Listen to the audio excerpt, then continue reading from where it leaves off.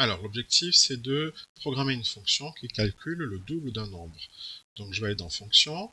C'est une fonction qui va retourner une valeur, donc j'utilise définir une fonction avec un retour, parce qu'on va retourner une valeur. Donc, le nom de la fonction, je vais l'appeler par exemple doubler. J'ai besoin de quoi? D'un paramètre ou d'une variable que je vais appeler nombre. Et je vais calculer, donc je vais stocker dans une variable que je vais appeler résultat.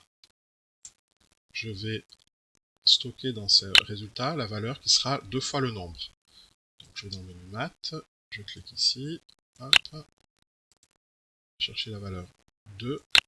Donc là je mets 2 fois le nombre. Alors nombre c'est dans variable, je vais chercher ici la variable nombre. Voilà. Donc 2 fois le nombre, c'est un nombre que je stocke dans résultat. Et je retourne quoi? Je retourne le résultat. Je renvoie une valeur. Donc du coup, lorsque j'appelle la fonction, tu vois, bien j'ai le bloc là, c'est un bloc ovale. Pourquoi? Ben pour dire que c'est une valeur. Tout comme là, on avait, tu vois, on a une valeur. Résultat, c'est une variable qui contient une valeur. Pareil ici, nombre, c'est une variable qui contient une valeur. Bien du coup, lorsque j'appelle une fonction qui fait un retour, qui retourne une valeur, bien du coup, on a une valeur ici. Alors, je vais doubler quel nombre? Je vais doubler le nombre, par exemple, 42. Donc, le double de 42. Donc, qu'est-ce qui se passe en réalité lorsque j'appelle la fonction? Eh bien, le 42 va aller se stocker ici dans nombre. Donc ici, on aura nombre qui fait 42. 2 fois 42, 84. Je stocke dans le résultat la valeur 84. Et je retourne la valeur 84. Autrement dit, ce bloc-là, ce bloc bleu, qui est ovale, c'est 84. C'est la valeur 84. Du coup, soit je la stocke dans une nouvelle variable, soit je l'affiche directement. Donc je peux faire les deux.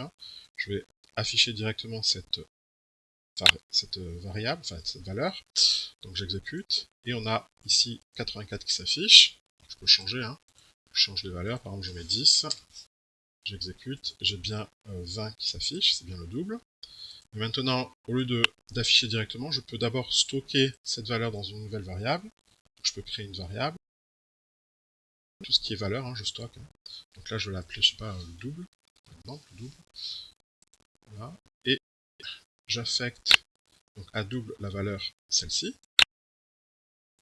Et ensuite, j'affiche quoi? J'affiche cette variable qui s'appelle double. Parce que double, c'est 84. Enfin, là, c'est 20. Donc, j'exécute. Effectivement, j'ai 20. Alors, si on regarde en Python, donc en Python, comment on fait ça? Bien, c'est l'équivalent, c'est la même chose. L'équivalent de ce bloc définir doubler, c'est ce bloc ici, def doubler, d'accord? Donc, j'utilise un paramètre qui est le nombre, qui est la même chose qu'ici. Du coup, lorsque je vais appeler la fonction doubler, tu vois, je vais saisir un nombre. Donc là, ici, c'est ce bloc-là, doubler 10. Je crée une variable résultat, qui est égale à 2 fois le nombre, et je retourne un résultat, c'est-à-dire ici, je fais un return résultat. Du coup, lorsque j'appelle la fonction doubler 10, eh bien, le 10 est transféré ici à nombre. Donc nombre fait 10, 2 fois 10, ça fait 20, donc résultat, ça fait 20, donc je retourne 20. Donc tout ceci, là, c'est une valeur, c'est la valeur 20. Donc double est égal à 20, et j'affiche quoi? J'affiche double, donc on dit j'affiche 20. Si j'exécute, c'est bien 20 qui est affiché à l'écran. Alors imagine que je veuille calculer le double de plein de valeurs possibles. Donc je vais faire une boucle. Par exemple, je vais afficher les 10 premières valeurs. Donc je vais faire une boucle avec un compteur. Je l'appelle comme je veux, le compteur. Donc, je l'appelle compteur, pourquoi pas. Il va prendre les 10 premières valeurs, c'est-à-dire 0 jusqu'à 9. Et je vais répéter quoi? Je vais répéter ces instructions-là. Je les mets à l'intérieur. Donc je les décale puisque je suis dans une boucle. Et je ne vais pas doubler 10, mais je vais doubler le compteur. Puisque le compteur au départ il fait 0. D'accord, donc je vais doubler 0, je stocke, j'affiche. Ensuite, le compteur il fait 1, donc je double 1, je stocke, j'affiche, etc. jusqu'à ce que le compteur fasse 9. Donc je double 9, je stocke dans double et j'affiche double. D'accord, donc finalement, je vais avoir à chaque fois la valeur du double. Donc si j'exécute, voilà. Donc là, je commence à 0, le double de 0 c'est 0, le double de 1 c'est 2, le double de 2 c'est 4, etc. Si je veux avoir à la fois la valeur du compteur et la valeur de double, j'affiche compteur ici, et double.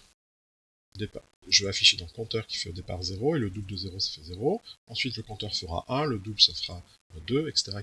Si j'exécute, on voit bien qu'on a 0, 0, 1, 2, 2, 4. À chaque fois on a d'une part les valeurs du compteur sur la gauche, et les valeurs doubles qui sont à droite. Alors si on récapitule, lorsqu'on a une fonction comme cette fonction doublée qui retourne une valeur. D'accord, bien cette valeur, elle est stockée, elle peut être stockée dans une variable. D'accord, donc j'appelle la fonction doublée par exemple avec la valeur 42. Ce 42, tu vois, il transite comme ceci. Hein. Il vient être stocké dans le paramètre nombre, la variable nombre. Comme la nombre c'est 42, on a 2 fois 42 qui fait 84, et du coup, le résultat, la variable résultat, vaut 84. Du coup, si je retourne résultat, je retourne une valeur, la valeur 84. Du coup, doubler 42, c'est justement cette valeur-là, 84. Je viens la stocker dans une variable, double, donc double est égal à 84, et du coup, lorsque j'affiche double, en fait, j'affiche 84. Voilà le déroulement, hein. Donc 42, tu vois, hop, il a été transformé en 84 à travers ce chemin-là. Alors, question, on a défini, tu vois, dans cette fonction doublée, on a deux variables, une variable ici, qui est un paramètre, et une variable ici. Donc, ces deux variables, on appelle ça des variables locales. Locales, ça veut dire qu'elles ne sont accessibles ou affichées, on peut les afficher qu'à l'intérieur de cette fonction. Elles sont localement définies à l'intérieur de la fonction. Autrement dit, en dehors de cette fonction-là, le programme ne les connaît pas. En réalité, ce qui se passe, c'est que quand j'appelle la fonction doublée, tu vois, le 42, il va aller se stocker quelque part, on a dit tout à l'heure, ici on a dit il va se stocker ici. Donc la fonction doublée, dès qu'on appelle la fonction doublée, automatiquement il y a cette variable-là qui est créée, nombre, et cette variable-là qui est créée, parce que j'ai appelé la fonction doublée. Mais une fois que la fonction est terminée d'être exécutée, bien du coup ces deux variables, nombre et résultat, n'existent plus. Du moment qu'on a retourné la valeur, ça y est, ces deux variables n'existent plus. La fonction est terminée. Donc en dehors de la fonction, je ne peux pas demander au programme d'afficher que vos nombres et que vos résultats. Je peux le faire qu'à l'intérieur de la fonction. Mais en dehors, ces deux variables n'existent pas. Elles sont créées, nombre et résultat sont créés uniquement lorsque j'appelle la fonction. Ce sont des variables locales, hein, elles sont temporairement créées, et elles sont détruites aussitôt que la fonction s'est exécutée. Donc je ne peux pas demander au programme affiche-moi résultat, afficher nombre. Si je le fais ici, ça ne va pas marcher. Testons-le.